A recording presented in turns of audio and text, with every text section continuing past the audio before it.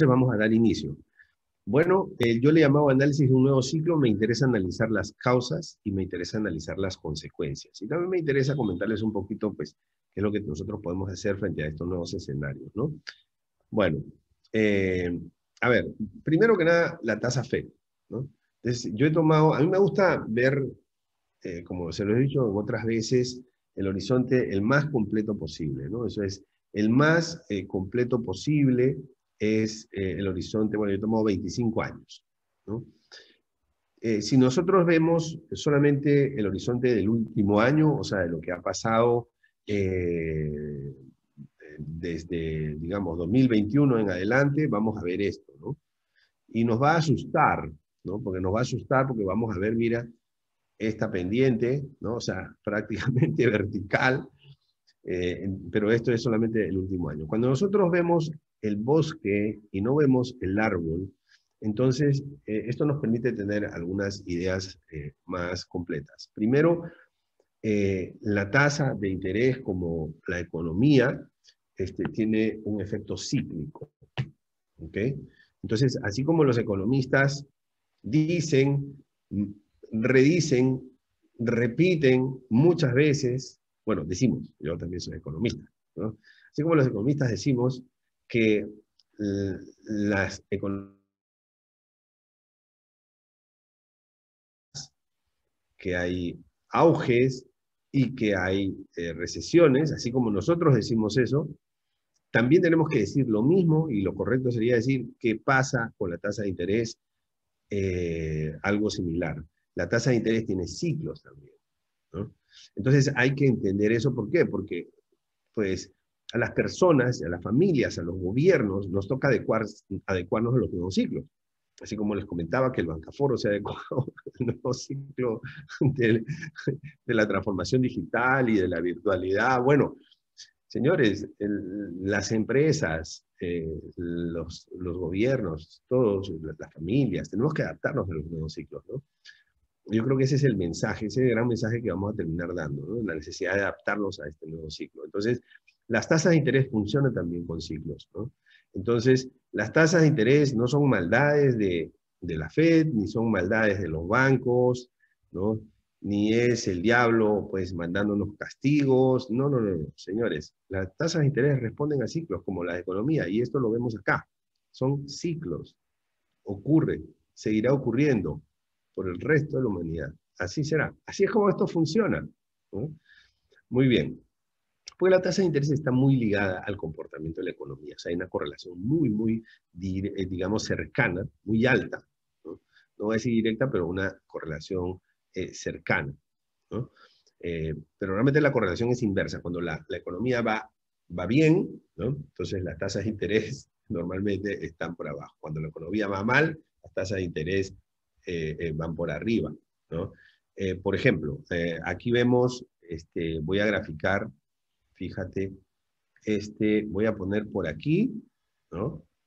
Vamos a poner por aquí esto, ¿no? Esto de aquí, ¿no? Uno, dos, aquí hay tres efectos, ¿no? O sea, en donde la tasa de interés bajó. ¿Cuáles son esos tres eventos? Pues los de mayor trascendencia en el mercado económico, en los mercados económicos financieros. El primero, o sea, el primero de los círculos que he marcado, que le vamos a poner número 1, ¿ah? ¿Corresponde a qué? Corresponde a la crisis de los .com. Crisis, tasa de interés baja, ¿no? Entonces, por aquí estamos en el auge, ¿no? Entonces, en el auge la tasa de interés está alta. Después viene la crisis, viene el desplome. Entonces, ¿qué hacemos? Para estimular la economía, entonces bajamos las tasas de interés, ¿no? La economía se arregla, como todos los ciclos, entonces subimos la tasa de interés, ¿no? Y luego, ¿qué hay acá? Pues aquí, en el número 2, lo que tenemos es la crisis subprime, la quiebra de Lehman Brothers y de esos eventos que ya nosotros hemos atravesado, ¿no? Hemos conocido. Bueno, luego tenemos por aquí, en el punto 3, pues lo que ya sabemos que es la pandemia, ¿no? O sea, la economía se puso mala, entonces bajamos la tasa de interés, ¿para qué? Para estimularla, ¿no? Muy bien. Ahora, pero a diferencia de los o sea, lo que estamos teniendo en este número 2 o en este número 3, lo que estamos teniendo es algo diferente y especial, porque estamos teniendo inflación. ¿Okay? Entonces, la inflación está haciendo que las tasas suban. O sea, hoy en día las economías no andan bien. Entonces, con una receta clásica deberíamos seguir con tasas de interés bajas. ¿No? Pero las tasas de interés están subiendo. Y eso es debido a la inflación. O sea, nosotros realmente necesitaríamos entender por qué las tasas de interés están subiendo, ¿no?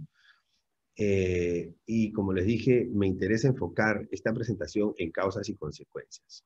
Ya sabemos que hay ciclos, ya sabemos que están en una carrera alcista. Por aquí arriba les puse, ¿no? Por aquí arriba les puse, digamos, la decisión de la Fed, que fue subir, la del 15 de junio, subir de 1 a 1,75, y para los próximos 2 años, ¿no? Se espera que la tasa de interés pueda estar en 3,4. Esa es la proyección, más o menos a 2 años. O sea, claramente la Fed, porque la Fed anuncia la tasa de referencia actual y la tasa, digamos, de interés futura, ¿no? Esperada, buscada, deseada, el target, ¿no? Entonces ese target se está fijando en 3,4 a 2 años. Muy bien. Entonces, a ver, aquí hay que analizar a qué se debe, pues, estos efectos. Vamos por acá o por acá. Me interesa presentarles este índice que es muy importante, ¿no? Este es el índice PMI, ¿ok? Este es el llamado índice de confianza. Y he tomado 25 años. 25 años de índice de confianza, ¿no? Y entonces, así como pasa con la economía, ¿qué cosa vemos acá? Ciclos, señores, ciclos. ¿Qué tenemos por aquí? Este bajoncito, bueno, son más o menos la misma historia, ¿no? Aquí tenemos un bajoncito, este es un valle que aparece debido a ¿qué? La crisis de los .com, ¿no? Que comenzó a inicios de la de los 2000. ¿Qué tenemos por aquí con este tremendo bajón? Bueno, aquí tenemos la crisis derivada de la quiebra de Lehman Brothers y todo lo que ya nosotros conocemos. ¿Qué tenemos aquí? El tercer valle, tenemos la pandemia, ¿ok? Iniciando el año 2000, en marzo del 2020, tuvimos la pandemia, ¿no? Y vienen ciclos, ¿ok? Entonces aquí hubo un ciclo muy acelerado de recuperación, vacunas, pero, ojo, no tiene que ver con la guerra, ¿eh? Porque la guerra es este último pedacito. El último descenso tiene que ver con la guerra.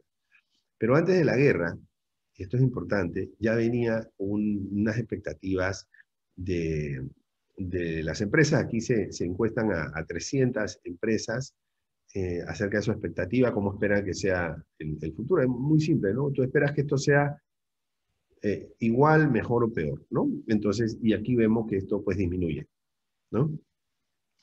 El índice de confianza empieza a disminuir. Y por lo tanto, ¿no? Esto, pues hay que decir que ya nosotros veníamos del mundo, Estados Unidos, que es un jugador importante, pero yo diría que en general el mundo, porque hay fuerte correlación entre lo que pasa en Estados Unidos y lo que pasa en el mundo, pues lo que tenemos ahí es un descenso en las expectativas, incluso antes de la guerra. ¿Okay? Bueno, entonces, ¿qué es lo que está pasando con, yo les presenté la tasa FED, que es una tasa de referencia, ¿no? Pero hay una tasa que es muy importante y es la tasa de rendimiento de los bonos de tesoro de los Estados Unidos a 10 años, ¿no? El rendimiento a 10 años. Esa tasa es importantísima, señores. ¿Por qué? Porque las tasas de endeudamiento de los países están, de alguna manera, en función de esta, ¿no? O sea, es esta tasa más una prima por riesgo, ¿no? Entonces, si esta tasa se eleva, automáticamente la tasa de endeudamiento de los países se eleva, aunque el país no eleve su riesgo. ¿Ok? Bueno, entonces, ¿qué es lo que ha pasado con esta tasa? Pues aquí tenemos también una gráfica a 25 años. Si nosotros estaríamos viendo esta situación por aquí. Del último año estaríamos viendo este pedacito, ¿no? Y entonces estaríamos asustados. Pero hay que ver el bosque más allá del árbol, ¿no? ¿Tenemos ciclos? Sí. ¿Tenemos una tendencia? ¿Se está viendo una tendencia? Sí, se está viendo una tendencia al alza. ¿Va a continuar esa tendencia? Pues yo creería que sí, ¿no? Si la tasa de referencia a futuro mantiene un target de 3.4, la tasa de rendimiento de bonos de tesoro debería tener más o menos la misma tendencia, ¿ok? No necesariamente la misma proporción, pero sí la tendencia. Eh, entonces, esta tasa debería, la inflación está disparándose, sí, la inflación está disparándose, entonces esta tasa debería irse incrementando. Y eso trae una consecuencia que lo voy a analizar después, cuando veamos la parte de las consecuencias. Bueno, entonces, muy bien. Esta tasa hoy en día está más o menos en los niveles del 2018. Más o menos en los niveles del 2018. ¿Ok? Bien. Antes de la pandemia ya se veía venir una disminución de tasas. ¿Por qué? Porque la tasa de interés se usa para dos fines principalmente, ¿no? Se usa para promover la inversión, ¿no? Si la tasa de interés es más baja, incentivamos la inversión y pues tiene un impacto en la economía real. Pero la tasa de interés también se usa para fines monetarios, además de los fines reales. Fines monetarios, ¿qué significa? Encarecer el crédito y, por lo tanto, disminuir la cantidad de dinero que circula en toda la economía. Y actualmente estamos teniendo inflación. Pero ya fíjate, esto es interesante, ¿no? O sea, antes de la pandemia ya venía la tasa de interés disminuyendo. ¿Por qué? Porque ya teníamos un calentamiento de la economía, ya teníamos una saturación de la economía y pues se necesitaba promover mayores inversiones, ¿no? Para tener ese fin reactivador. Pues viene después de la pandemia, se mantiene la tendencia, se profundiza y luego aparece la inflación, ¿no? Y esta inflación lo que hace es que además del efecto cíclico, que pues, iba a haber aquí un rebote, la inflación acelera. O sea, cambia el objetivo fundamental y tradicional de los últimos años de la tasa de interés, que es ser un elemento que equilibra el sector real, o sea, la economía real, para que sea un instrumento además de gestión monetaria, o sea, de manejo de la inflación o de contención de la inflación. Y eso es importante. Entonces aquí estamos ya más o menos teniendo una idea de los efectos que esto pueda tener. Y bueno, siempre, digamos, hay que entender, bueno, la tasa de interés está subiendo, ¿por qué? Porque hay inflación, ¿no? Pero en la metodología de los 5 porqués, en la metodología de los 5 porqués de la escuela de calidad de los empresarios japoneses en los 60s, entonces yo tengo que preguntarme, bueno, o sea, ¿por qué está subiendo la tasa de interés? Porque hay inflación. ¿Por qué hay inflación? ¿No? Porque los precios están subiendo. ¿Y por qué los precios están subiendo? Porque eh, hay más dinero circulando, ¿no? Y eso lo podemos ver acá, ¿no?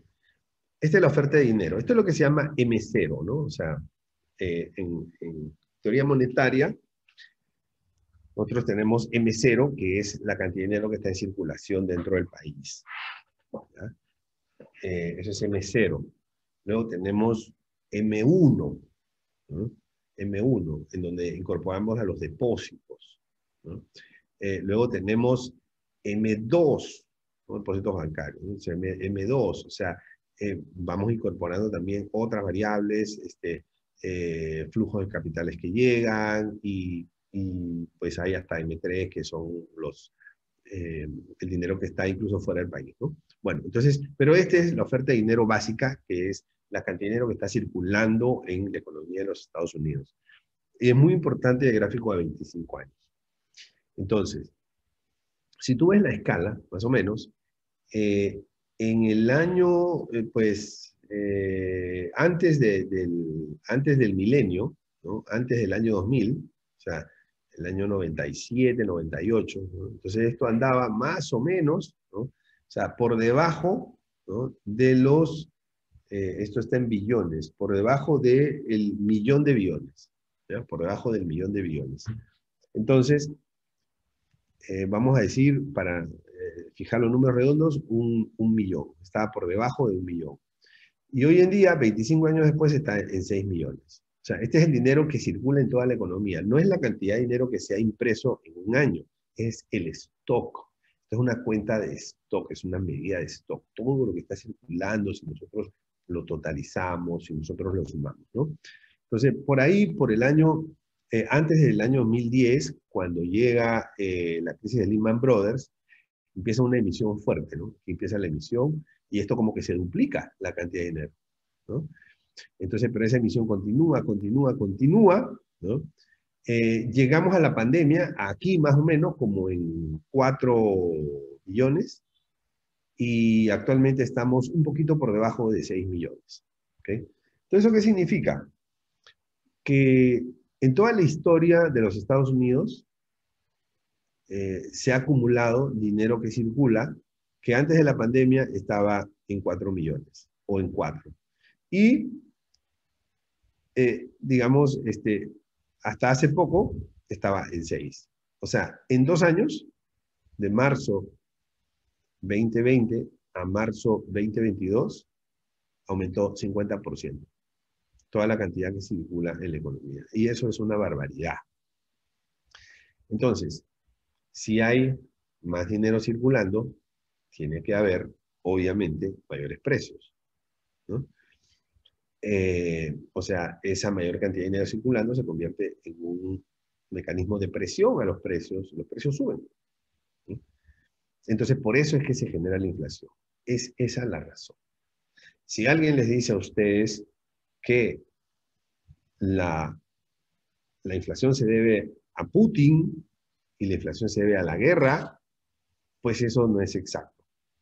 La inflación se debe a una gran cantidad de emisión que se hizo, que comenzó con Donald Trump, que quería reelegirse, y después continuó con el mismo presidente Biden.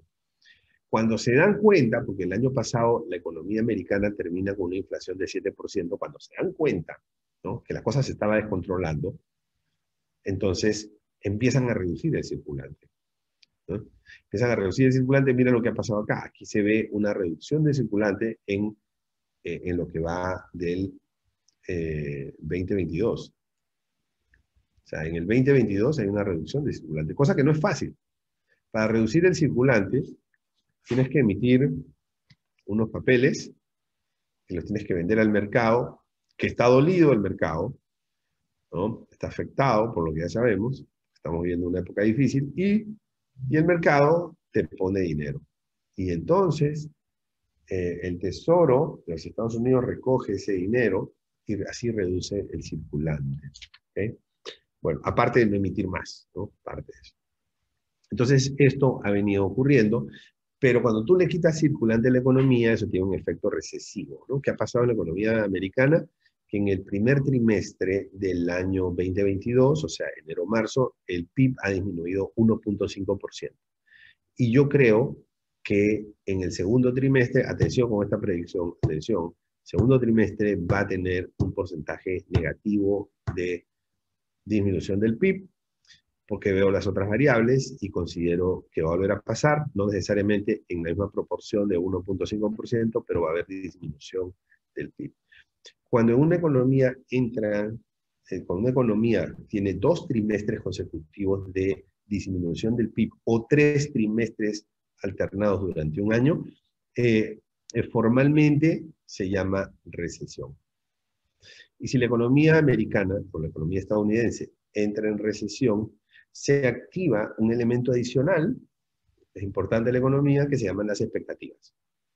O sea, ese índice de confianza que nosotros veíamos, ¿dónde está el índice de confianza? Aquí, este índice de confianza se va a ir para abajo cuando empiecen las noticias de la recesión. Y eso yo creo que va a pasar, ¿no? Y la bolsa va a tener otro bajoncito, eh, porque, bueno, siempre y cuando eso se dé, me puedo equivocar,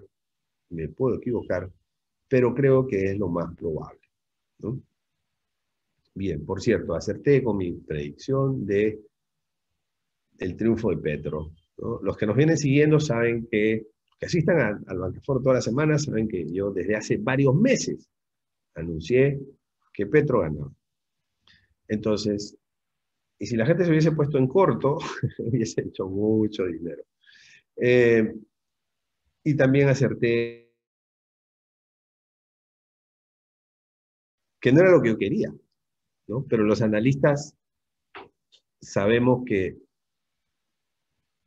para ser buenos analistas tenemos que hacer el difícil trabajo de separar lo que nosotros queremos que pase de lo que nosotros creemos que va a pasar, ¿no? Nos aprende, ¿no? Bien, pero a veces toca dar malas noticias. Pero bueno, ese es nuestro trabajo.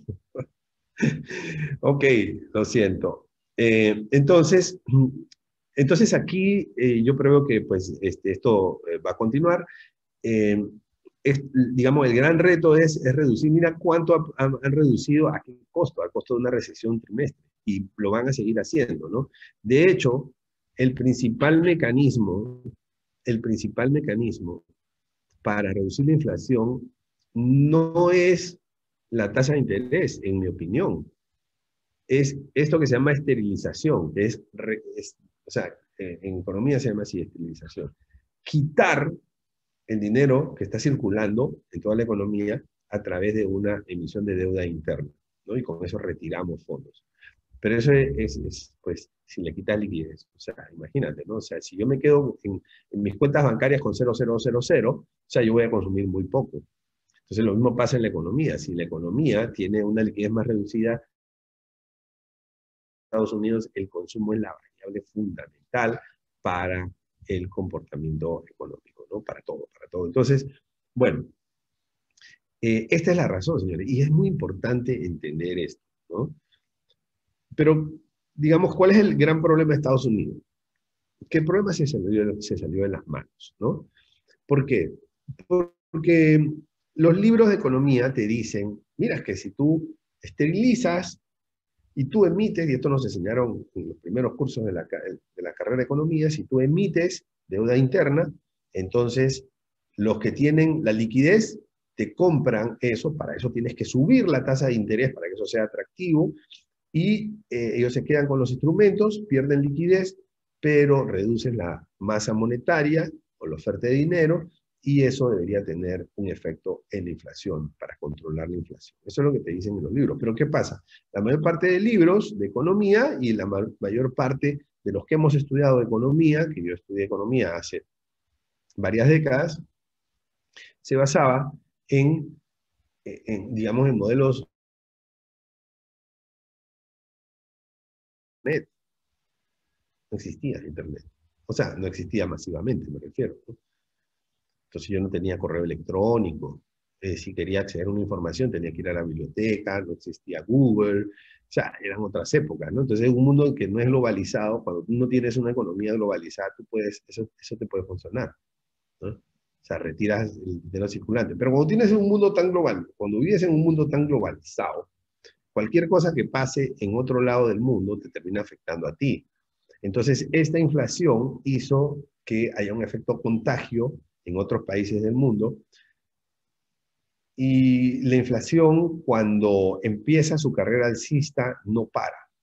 Esa es la característica de la inflación. Empieza la carrera alcista y no para, no para, y sigue aumentando. Entonces, claro, hay aumentos de precio en el otro lado del mundo, que después, cuando Estados Unidos importa también esos precios más altos, y eso le genera inflación. Entonces, ese es digamos, el primer efecto colateral que tiene la inflación, que la inflación genera más inflación, y parte de esa inflación se llama inflación de costos, y la inflación de costos se importa, ¿no? Bien.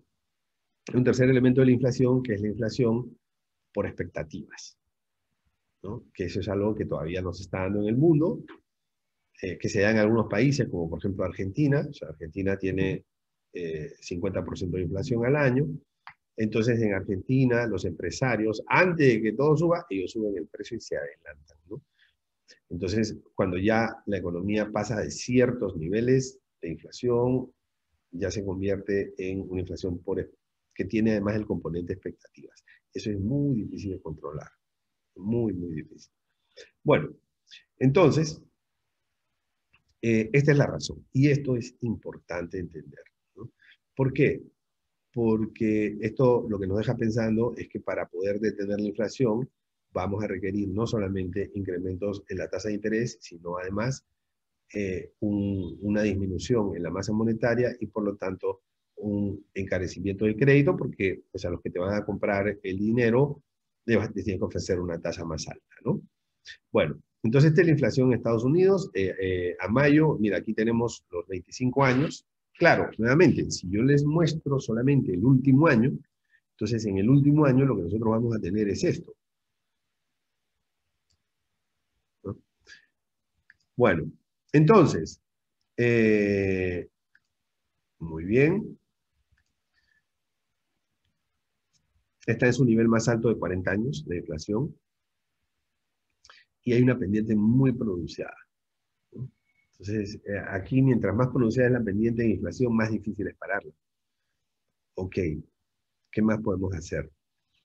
¿Qué más podemos decir al respecto? O sea, ratificar que la inflación no se debe a Putin, no se debe a la guerra. Claro, se ha incrementado por la guerra, pero no es por la guerra, es por la mayor oferta monetaria. Eso es muy importante para poder entender todo este funcionamiento de la economía.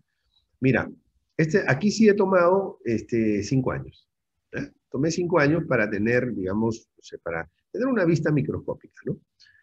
Entonces, eh, Estados Unidos terminó el año 2021 con una inflación de 7% anual, ¿no? Entonces, el efecto de la guerra, si lo quieres ver así, es del 7 al 8,6. Potenciado la inflación, por supuesto, ¿no? Pero ese 8,6 no es por la guerra. De ese 8,6 hay 7 que es por la mayor oferta de dinero y por haber hecho una impresión de dinero de manera pues gigantesca, ¿no? Y que ha traído como consecuencia un incremento inusitado en el circulante, por lo tanto la demanda, por lo tanto presiona los precios al alza. Muy bien, ahora vamos a hablar un poquito de las consecuencias, ¿no? O sea, las consecuencias, ¿qué cosas nos traen? Bueno, en lo macroeconómico, o sea, la primera cosa importante es que va a haber un incremento automático del nivel de endeudamiento. O sea, lo que te quiero decir es que los países solamente por el hecho que ha subido la tasa de interés, o sea, o están subiendo las tasas de interés y van a seguir subiendo las tasas de interés, ya están más endeudados. ¿Por qué?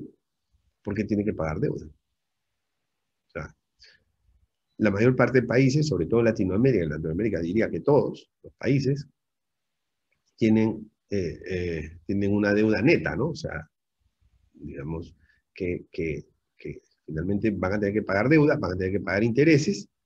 Hoy en día, sus pasivos son mayores, deben más. ¿Por qué? Porque el valor esperado de los intereses es mayor. Entonces, automáticamente los países están más endeudados. O sea, más de lo que ya estábamos, automáticamente. Entonces, esa es la primera consecuencia, ¿no? Y bueno, y eso más o menos te dice qué es lo que uno tiene que hacer, reducir los niveles de deuda, ¿no? Cosa que es un reto grandísimo en esta época post-pandemia. Bien, ¿qué más? Luego, la segunda consecuencia en lo macroeconómico, es decir, hablando de gobiernos, hablando de estados, hablando de presupuestos nacionales, es una menor capacidad de tomar y amortizar deuda. Claro. Lo que tú ibas, el dinero que tú ibas a tomar para amortizar deuda, o sea, para bajar la deuda, ahora se te va a ir una parte en pagar más intereses y una menor capacidad de tomar deuda. ¿Por qué? Porque si estás más endeudado, tienes menor, digamos, eh, disponibilidad para endeudarte, ¿no? Es como si los países hubieran consumido automáticamente y sin querer queriendo parte de su línea de crédito, ¿no? Solamente porque los intereses han aumentado. Porque cuando a ti te miden, los acreedores te dicen, bueno, yo te puedo prestar hasta aquí, porque esta es tu capacidad de endeudamiento, esta es tu capacidad, que está relacionado con tu capacidad de pago, ¿no? Entonces, si la capacidad de pago se ha reducido, la capacidad de endeudamiento se tiene que reducir también. Si la capacidad de pago aumenta, la capacidad de endeudamiento también aumenta. Entonces, ¿qué ha pasado aquí? Lo que ha pasado es que la capacidad de pago se ha reducido. Entonces, la capacidad de endeudamiento, la capacidad de tomar deuda, también se ha reducido. ¿Ok? Y esto pone presión a los países, sobre todo los que están más endeudados, ¿no? Y pues la otra consecuencia es que va a haber una disminución de la actividad económica o disminución del crecimiento, ¿no? De repente no es que va a haber recesión, pero si un país estaba creciendo al 5, de repente ahora va a crecer al 3, si está creciendo al 3 va a crecer al 1, si está creciendo al 1, ahora pues va a decrecer al -1. Entonces, eso va a terminar pasando, ¿no? ¿Cómo funciona eso? Pues si la tasa de interés sube, porque mira dónde está el origen, o sea, el origen es Estados Unidos, ¿no? Que nos está pasando la factura. Entonces, si la tasa de interés sube eh, en Estados Unidos, sube en todo el mundo. Y si sube en todo el mundo, entonces, cuando a una empresa le dicen, o a un país le dicen, pues, está subiendo tu tasa, a la tasa de interés a la que tú te puedes endeudar, entonces el país ya no puede gastar tanto, ¿no? El gasto público es menor, ¿no? Eh, y la tasa de interés siempre encarece los proyectos, pues la tasa de interés es una tasa de descuento que va en el denominador del cálculo de rentabilidad, ¿no? Entonces, mientras más alta sea la tasa de descuento, menor es la rentabilidad de un proyecto. Bueno, y también en lo microeconómico. Entonces, las tres consecuencias principales en lo microeconómico es una reducción del ingreso disponible, o sea, y es la tormenta perfecta. Lamentablemente tenemos que en, en el mundo, las familias están pasando por un momento difícil, primero, porque los alimentos están subiendo de precio, ¿no? O sea, lo que más gasta las familias es en alimentos y en transporte. Eso es lo que más gasta la familia promedio, ¿no? Obviamente, mientras mayor es el nivel socioeconómico, entonces, pues, con un nivel socioeconómico mayor, obviamente, el porcentaje o la proporción que va a tener gastos en alimentos y movilidades es menor, ¿no? Y el gasto que va a tener en esparcimiento probablemente va a ser mayor, como proporción. Entonces, si la tasa de interés sube, las familias tienen menos ingresos disponibles. ¿Por qué? Porque si pagaban de intereses 100, hoy día van a pagar de intereses 150, 200, y entonces se reduce el ingreso disponible, que ya se estaba reduciendo por el incremento en la canasta básica, en los transportes, en los combustibles, ¿no? Y en general, ¿no? Cuando se quiere comprar ropa, cuando se quieren, digamos, ir al cine, todo eso, todo está subiendo. ¿Okay? Entonces ya genera una reducción en el ingreso disponible. Lo otro es que es un desincentivo a la inversión privada, ¿no? O sea, cualquier inversionista cuando le sube la tasa de interés, pues revalúa sus inversiones. ¿Por qué? Porque es como tú tienes un proyecto digamos, si el proyecto se tiene que financiar, el costo del financiamiento es mayor, ¿no? Entonces, la ganancia es menor, porque la ganancia es ingresos menos costos, y parte de esos costos son los costos financieros. Entonces, sube la tasa de interés, la rentabilidad es más baja. Y si la rentabilidad es más baja, habrá algunos proyectos que ya no son rentables o que ya no son atractivos o que deciden ser postergados, ¿no? Entonces, y lamentablemente, cuando se desincentiva la inversión, eso tiene un impacto en el empleo, porque se pierde la capacidad de generar empleo. Entonces, en lo micro termina afectando lo macro, ¿no? Que es el punto 3, la disminución de la actividad económica. ¿Okay?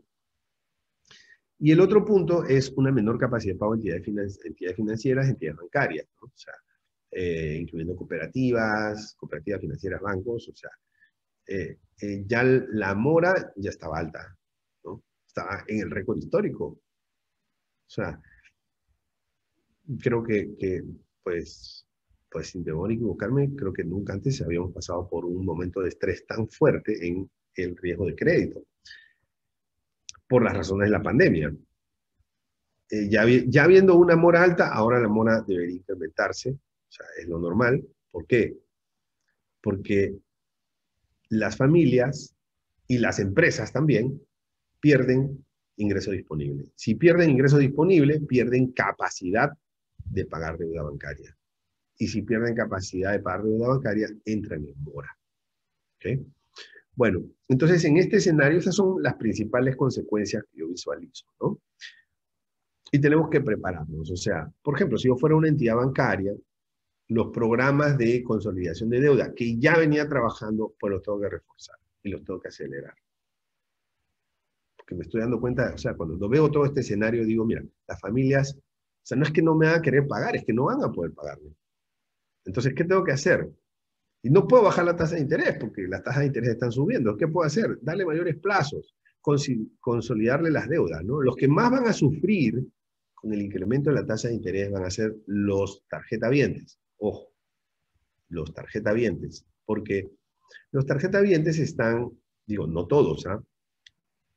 Pero muchos acostumbrados a pagar lo mínimo. O sea, prácticamente a pagar intereses solamente.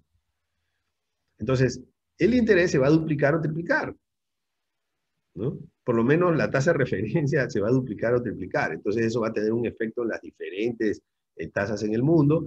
Y digo, la tasa final activa de tarjeta de crédito no es que se va a duplicar o triplicar, porque ya tiene un margen alto, pero a ver, que suba solamente un 50%, ¿no? Un 50%. Eh, si sube un 50%, entonces la cuota de pago por por tarjetas de crédito a una familia o a una persona está subiendo un 50%. Bueno, ya, que no sea 50%, que sea 30%. O sea, que la tasa de interés pase de ser 20 a 26. Nada más, 30%. Entonces, si pagaba la persona 100 de intereses o de servicio de deuda de tarjeta, va a pasar ahora a pagar 130, ¿no? O sea, 30% más de cuota. Es fuerte, ¿no? Porque, pues, si está pagando el ingreso mínimo, quiere decir que es una persona que está ajustada. Bueno, entonces, esos tarjetavientes van a ser los más afectados. Y esos son los que, si yo fuese entidad bancaria, yo les pondría el ojo a esos tarjetavientes, ¿no? O sea, este es el grupo que más se va a afectar con el incremento de las tasas de interés. Los de hipoteca no tanto. Los de hipoteca no tanto. Entonces, ¿qué hago? O sea, igual se van a afectar, pero menos, ¿no? En hipoteca, la mayoría de entidades lo que hace es que pues le mantiene la cuota, pero le aumenta el plazo, ¿no? Ahora, si eso no se puede, por un límite de edad de la persona o por alguna otra razón, entonces, o porque ya pues no dan los números, entonces se le aumenta la cuota, ¿no? Pero el efecto en hipoteca, como pues eh, es una deuda de largo plazo, pues, y además es una cuota que ya está considerada, es menor que en el caso de las tarjetas de crédito, ¿no? Pero bueno, entonces hay que ponerle el ojo, hay que usar la inteligencia de datos para ver cuáles son los clientes que tienen, que son, digamos, tarjetavientes en gran medida, y esos clientes tenemos que pues, ser un poco más proactivos con ellos, ¿no? Pues sí, ofrecerles la consolidación, ¿no? Ofrecerles la consolidación porque eso va a beneficiar al cliente, pero va a beneficiar más a la entidad bancaria, porque la entidad bancaria no quiere quedarse con casas ni con carros. Y sobre todo le va a ayudar también en su crecimiento, ¿no? Porque va a terminar comprando deuda de otras entidades. Y hoy en día, pues la situación no está para dar más créditos, ¿no? O sea, salvo con casos que son minoritarios, en términos generales, ¿no? O sea, el crédito está entrando en una etapa de meseta o incluso hasta de disminución, ¿no? ¿Por qué? Porque ya no tienes el mismo tamaño de mercado en auge como para poder crecer en créditos, ¿no? O sea, el nivel de desempleo está altísimo, ¿no? La inflación ha reducido la capacidad de pago y por lo tanto la capacidad de endeudamiento de las familias. O sea, tienes todo un escenario en donde, digamos, yo como banquero diría, mira, tratemos de no crecer. O sea, no es momento de crecer, ¿no? Salvo contadas excepciones. Estoy hablando en general. Si hay nichos específicos, situaciones específicas, países específicos, programas de financiamiento específicos, es otra cosa, ¿no?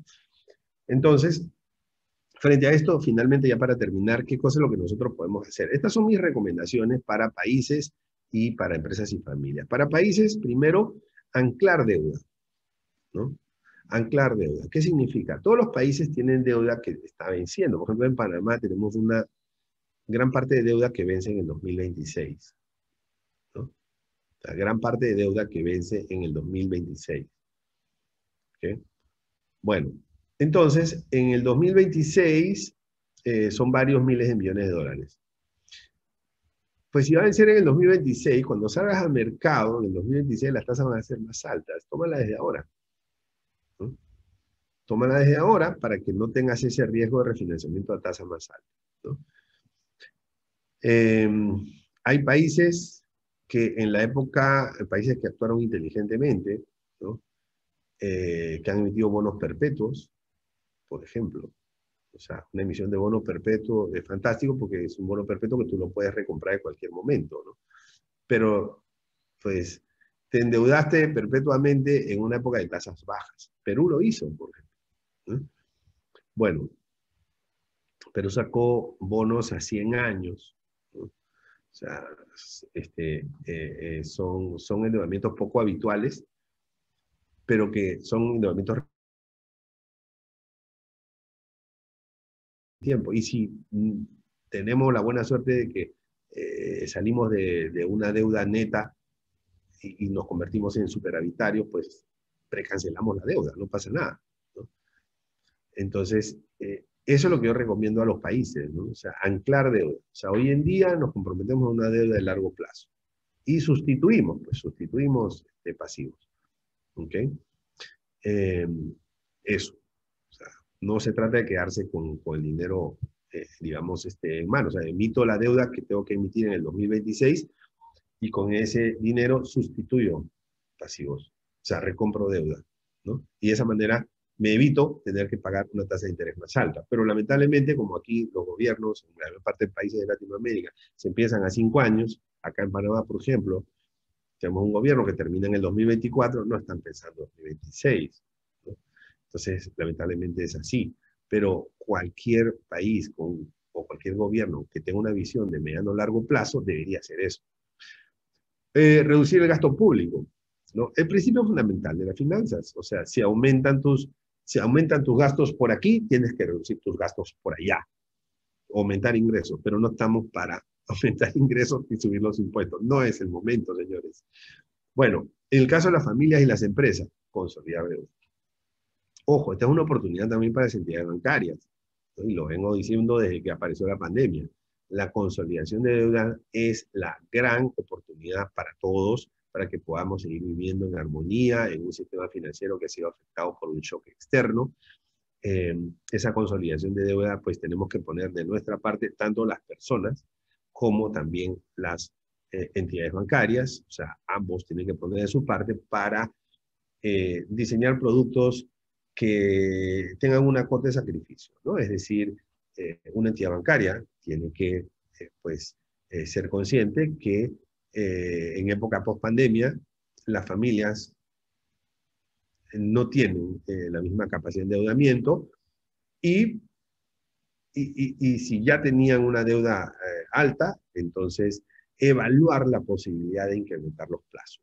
Evaluar la posibilidad de incrementar los plazos. Eso implica asumir más riesgo, sí, pero ese mayor riesgo que asume una entidad bancaria por aumentar los plazos de préstamos personales no se compara y es menor, claramente menor, con el nivel de endeudamiento que puede tener o el nivel de riesgo que puede tener una entidad bancaria si no hace nada. O si se mantiene rígida y al final no puede renegociar. Cuando se trata de consolidar deuda, hay que hacerlo todo, no una parte. Si tú haces una parte, no le resuelves el problema al deudor. Y si no le resuelves el problema al deudor, parte del problema es tuyo. Entonces hay que consolidar todo. Si no se puede consolidar todo, pues las probabilidades de que eso funcione son bajas, ¿no? Entonces, y eso implica flexibilidad de parte de la entidad financiera, pero también implica sacrificio de parte de las personas, ¿no? porque tienen que comprometerse a no tomar más deuda, si no, volvemos a lo mismo, ¿no? Y luego, la otra recomendación para las empresas y familias es reducir los gastos, claro, la misma fórmula, reducimos gastos, ¿no? Y para reducir los gastos, la recomendación que yo doy es, mira, hagamos un orden de prioridades, o sea, cuáles son los gastos, los rubros más importantes, de lo más importante, lo menos importante, y le ponemos un corte que hasta aquí podemos. Y eso implica hacer algunos sacrificios, ¿no? Eh, pues lamentablemente, yo escuchaba en un programa de España, saludos para mis amigos de España, ¿no? Saben que a mis amigos españoles les gusta mucho salir de vacaciones, y agosto es el mes de vacaciones, ¿no? Y entonces las vacaciones son sagradas, ¿no? Y entonces escuchaba a un comentarista que decía, bueno, tendremos que sacrificar las vacaciones, decía, ¿no? En la televisión, ¿no? En esta onda de reducir los gastos. Entonces, los demás comentaristas decían, no, no puede ser, o sea, que hemos llegado a esta situación extrema ya, o sea, mínima, de que no podemos salir de vacaciones, ¿no? O sea, eh, y bueno, o sea, lo que pasa es que las vacaciones están en un nivel de prioridad alto, ¿no? Es eso. Entonces, pero pues de pronto se toca hacer sacrificios, ¿no? Y hay que reevaluar esas prioridades, reevaluar esos niveles de valoración que se le da y pues ver que ya no se puede salir, de repente si están en España, si van a Japón de vacaciones, pues de repente esas vacaciones ya no van a poder ser y van a tener que hacer una vacación interna o algo así, ¿no? Entonces, todo eso requiere de también sacrificio de las personas porque la época es difícil, es complicada. Hemos analizado los escenarios, no son alentadores, pero siempre hay cosas que podemos hacer. Siempre habrá cosas que podemos hacer. Muchas gracias por su participación en un evento más de nuestro Banca Foro, es el número 200. No se olviden que aquí están mis coordenadas.